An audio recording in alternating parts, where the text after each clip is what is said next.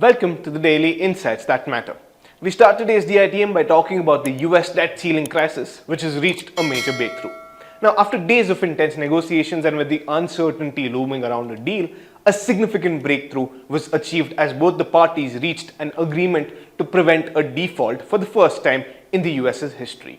Now, we'd spoken about the debt ceiling crisis in our third Empire episode dated 21st May 2023, where we had mentioned that the US was approaching its ex-date of 1st June by when the US government would run out of money to pay its obligations unless the debt ceiling was raised from the current levels of $31.4 trillion.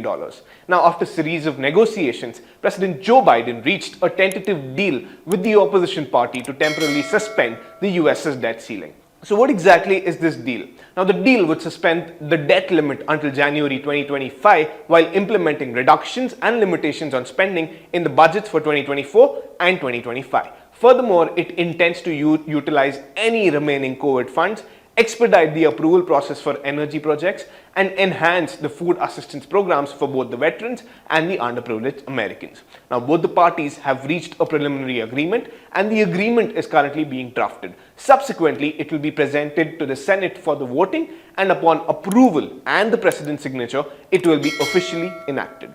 Now, this tentative agreement represents a significant milestone in the pursuit of reducing expenditure while safeguarding vital programs for the workforce and promoting economic growth in the US. Additionally, the agreement brings positive news as it prevents a catastrophic default that could trigger a chain reaction leading to an economic downturn, substantial losses in the retirement accounts, and the loss of millions of jobs. Now, the long standoff on raising the limit has been spooking the financial markets globally, and this significant news will likely cheer the markets as well.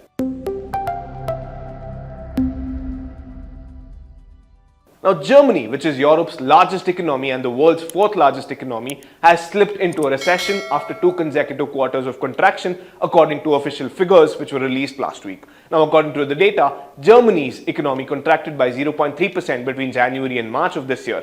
This comes after a 0.5% contraction reported in the last 3 months of calendar year 2022. Now, it's important to note that a country is considered to be in recession if its economy contracts for 2 consecutive quarters. Now, the Russia-Ukraine war has caused energy supplies to decline, which has in turn pushed prices upwards, leading to high inflation levels. Household consumption also has dropped to 1.2% quarter on quarter. Now, the government spending in Germany also decreased significantly by 4.9% in the quarter. However, contrastingly, investment was up in the first 3 months of this year. Investments in machinery and equipment rose by 3.2% quarter on quarter, while investments in construction went up 3.9% quarter on quarter.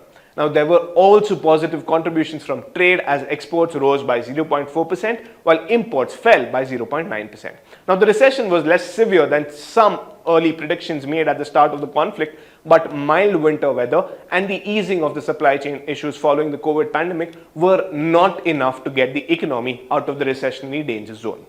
Now, most analysts believe that it is unlikely that the German GDP will continue to fall in the coming quarters, but they don't see a strong recovery either.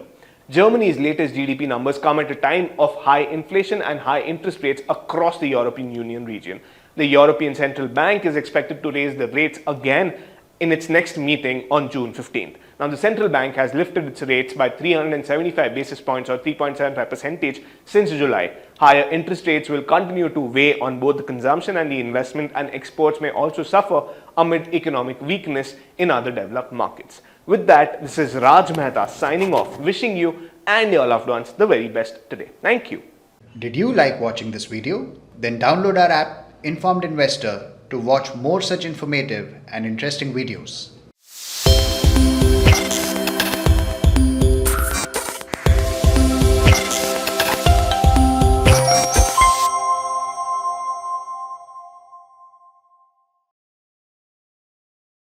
Equity investments are subject to market risk. Read all investment-related documents carefully. Visit www.researchandranking.com